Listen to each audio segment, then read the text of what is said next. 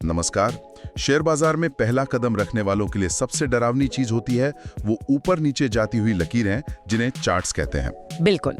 जो खास तौर पर मतलब उन लोगों के लिए है जो इस दुनिया में बिल्कुल नए हैं। हाँ, जो एकदम शुरू कर रहे हैं। तो आज हम इसी की मदद से चार्ट्स की इस पहेली को सुलझाने की कोशिश करेंगे। हमारा मकसद सिर्फ ये जानना नहीं है कि ये क्या है, बल्कि ये समझना है कि ये ट्रेडर्स के लिए इतने जरूरी क्यों हैं। और इनकी कहानी को पढ़ना कैसे शुरू किया जाए। हाँ बिल्कुल। बिल्कुल। और ये समझना बहुत जरूरी है कि एक चार्ट सिर्फ एक ग्राफ नहीं है, ये बाजार की धड़कन है। बाजार की धड़कन, वाह। हाँ, ये खरीदारों और बिकवालों के बीच चल रही एक जंग का समझ लीजिए लाइव प्रसारण है। हर उतार, हर चढ़ाव एक कहानी कहता है, उम्मीद की, डर की, लालच की। जो इस कहानी को पढ़ना सीख जाता है वो सिर्फ कीमतें नहीं देखता, वो बाजार की सोच को समझने लगता है। और यही किसी भी ट्रेडर का सबसे बड़ा हथियार है। ठीक है, तो इस हथियार को चलाना सीखते हैं। ये तो किसी भी ट्रेडिंग ऐप पर लागू होता है ना? हाँ, सब पर एक जैसा ही होता है। आप अपने पसंदीदा स्टॉक को चुनते हैं और आपके सामने एक चार्ट खुल जाता है। पहली नजर में सिर्फ एक अजीब सी लाइन लगती है जो ऊपर नीचे भाग रही है। यहाँ सबसे पहली और सबसे जरूरी चीज क्या है जिस पर ध्यान देना चाहिए? सबसे पहली और सबसे अहम चीज है टाइम फ्रेम। चार्ट के ठीक ऊपर आपको कुछ बटन दिखेंगे। 1 मिनट, 5 मिनट, 15 मिनट। हाँ, वो होते हैं। 1 घंटा, 1 दिन, 1 हफ्ता।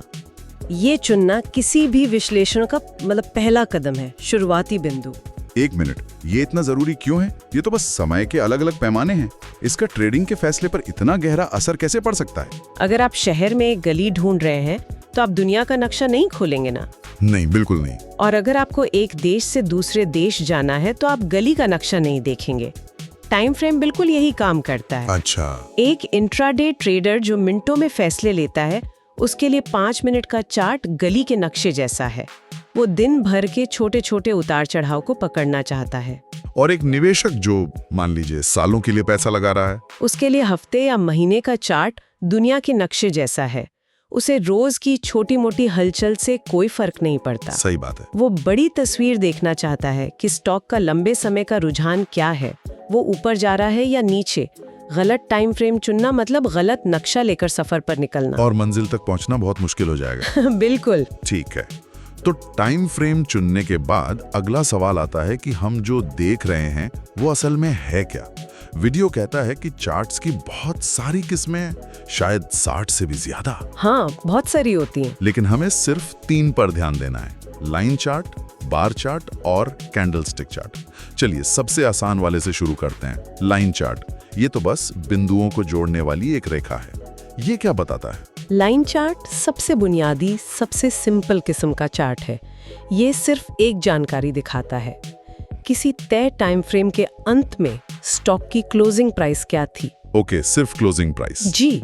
यानी अगर आप एक दिन का चार्ट देख रहे हैं तो हर बिंदु उस दिन बाजार बंद होते समय की कीमत को दिखाएगा। उन सारे बिंदुओं को जोड़ दें तो लाइन चार्ट बन जाता है। इसकी सादगी ही इसकी खूबी लगती है। अगर मुझे बस ये देखना है कि पिछले 1 साल में मेरा पैसा बढ़ा या घटा, तो ये तो बिल्कुल साफ तस्वीर दिखाता है। फिर एक ट्रेडर को इससे ज्यादा जानकारी की जरूरत ही क्यों है? क्या ये सिर्फ चीजों को और मुश्किल बनाना नहीं है? ये बहुत अच्छा सवाल है और इसका जवाब ही ट्रेडिंग और निवेश के फर्क को समझाता है। एक निवेशक के लिए जिसे सिर्फ साल के अंत के नतीजे से मतलब है, लाइन चार्ट काफी हो सकता है। लेकिन एक ट्रेडर के लिए ये एक ऐसी फिल्म देखने जैसा है जिसमें आपको सिर्फ आखिरी सीन दिखाया जाए, द एंड। मतलब ये कि लाइन चार्ट आपको ये तो बता देगा कि दिन के अंत में स्टॉक कहाँ बंद हुआ, लेकिन उस दिन के अंदर जो खरीदारों और बिकवालों के बीच घमासान युद्ध हुआ, अच्छा, जो कीमत सुबह खुली, जहां तक वो सबसे ऊपर गई और जहां तक वो सबसे नीचे गिरी, वो पूरी कहानी, वो पूरा ड्रामा ये छुपा लेता है। ओके। और एक ट्रेडर उसी ड्रामे के अंदर मौके ढूंढता है। वो जानना चाहता है कि दिन का हीरो कौन था, खरीदार या बिकवाल। लाइन चार्ट ये बताने में पूरी तरह नाकाम है। तो लाइन चार्ट हमें मंजिल तो दिखाता है पर सफर का कोई नक्शा नहीं देता। बिल्कुल सही कहा। ट्रेडर्स को सफर की कहानी चाहिए थी। दिन शुरू कहां से हुआ, सबसे बड़ी छलांग कहां लगी, सबसे गहरी गिरावट कहां आई। इसी जरूरत ने शायद अगले चार्ट को जन्म दिया होगा, जो है बार चार्ट। हाँ। ईमानदारी से कहूं तो ये पहली नजर में थोड़ा अजीब और समझने में मुश्किल लगता है। एक सीधी लाइन और उसके दोनों तरफ छोटी छोटी लकीरें। हाँ, ये थोड़ा सांकेतिक भाषा जैसा लगता है, लेकिन एक बार आप इसका व्याकरण समझ जाएं तो ये बहुत ताकतवर है। अच्छा, चलिए इसे तोड़कर समझते हैं। जो बीच की पूरी खड़ी लाइन है वो उस टाइम फ्रेम का पूरा सफरनामा है। उसका सबसे निचला सिरा उस दिन की सबसे कम कीमत मतलब लो को दिखाता है और सबसे ऊपरी सिरा सबसे ज्यादा कीमत यानी हाई को। तो एक ही लाइन में पूरी रेंज आ गई। हाँ, एक ही लाइन में आपको उस दिन की पूरी रेंज मिल गई। ठीक है, हाई और लो समझ आ गया। अब उन छोटी आड़ी लकीरों का क्या राज है? वीडियो कहता है कि बाईं तरफ वाली लकीर ओपन है और दाईं तरफ वाली क्लोज। बिल्कुल, इसे ऐसे याद रखिए, बाईं तरफ से दिन शुरू होता है, ओपनिंग प्राइस, और दाईं तरफ खत्म होता है, क्लोजिंग प्राइस। एकदम। अब मजेदार बात देखिए, आपको सिर्फ इन दो आड़ी लकीरों की ऊंचाई की तुलना करनी है। अगर दाईं लकीर यानी क्लोज बाईं लकीर यानी ओपन से ऊंची है तो इसका मतलब क्या हुआ? इसका मतलब हुआ कि कीमत बढ़ी है, दिन की शुरुआत नीचे हुई और अंत ऊपर, तो ये एक बुलिश दिन था। एकदम सही। और अगर दाईं लकीर क्लोज बाईं लकीर ओपन से नीचे है तो वो बेरिश दिन था, मतलब बिकवाल हावी थे और कीमत गिरी। देखा, तो वो छोटा सा बार जो अजीब दिख रहा था अब आपको 4 सबसे जरूरी जानकारियां दे रहा है। ओपन, हाई, लो और क्लोज, जिसे ट्रेडर्स की भाषा में OHLC कहते हैं। OHLC ये लाइन चार्ट से बहुत बड़ा कदम आगे है। ये जानकारी तो देता है, लेकिन मुझे अभी भी इसे पढ़ने के लिए थोड़ा दिमाग लगाना पड़ रहा है। मुझे हर बार देखना पड़ेगा कि बाईं लकीर कहाँ है, दाईं कहाँ है। थोड़ी प्रैक्टिस लगती है इसमें। शायद इसी कमी को दूर करने के लिए वो चार्ट आया जिसे वीडियो में हमारा पसंदीदा कहा गया है, कैंडलस्टिक चार्ट। हाँ, कहा गया है कि नए लोगों को इसी से शुरू करना चाहिए। ऐसा क्यों? क्योंकि कैंडलस्टिक चार्ट जानकारी देने की कला का बेहतरीन नमूना है। ये बार चार्ट वाली ही सारी OHLC जानकारी देता है, लेकिन उसे इतने सहज और विजुअल तरीके से पेश करता है कि आपको सोचना नहीं पड़ता, आपको बस दिखता है। अच्छा, ये सदियों पहले जापान के चावल के व्यापारियों ने इजाद किया था, और वो सिर्फ व्यापारी नहीं बल्कि जानकारी को खूबसूरती से पेश करने वाले कलाकार भी थे। ठीक है, तो इस कला को समझते हैं। इसमें एक मोटा हिस्सा होता है जिसे बॉडी या शरीर कहते हैं। बॉडी। और उसके ऊपर नीचे पतली लकीरें होती हैं जिन्हें विक या बत्ती कहते हैं। ये क्या दर्शाते हैं? बॉडी यानी शरीर कहानी का सबसे मुख्य हिस्सा है। ये ओपन और क्लोज प्राइस के बीच की दूरी को दिखाता है। ओके, ओपन और क्लोज के बीच का फासला। हाँ, और ये ऊपर नीचे की पतली बत्तियां या विक्स है, वो उस दिन के एक्सट्रीम पॉइंट्स को दिखाती हैं। ऊपरी बत्ती का सिरा दिन की सबसे ऊंची कीमत हाई है और निचली बत्ती का सिरा सबसे निचली कीमत लो। और असली जादू इसके रंगों में है ना, हरा और लाल। वही इसका सबसे शक्तिशाली पहलू है। रंग आपको 1 सेकंड में दिन का नतीजा बता देता है। अच्छा, हरी कैंडल का मतलब है कि बाजार में तेजी थी, खरीदार जीते, यानी क्लोजिंग प्राइस ओपनिंग प्राइस से ज्यादा थी। और लाल? और लाल कैंडल का मतलब है मंदी, बिकवाल जीते, यानी क्लोजिंग प्राइस ओपनिंग से कम थी।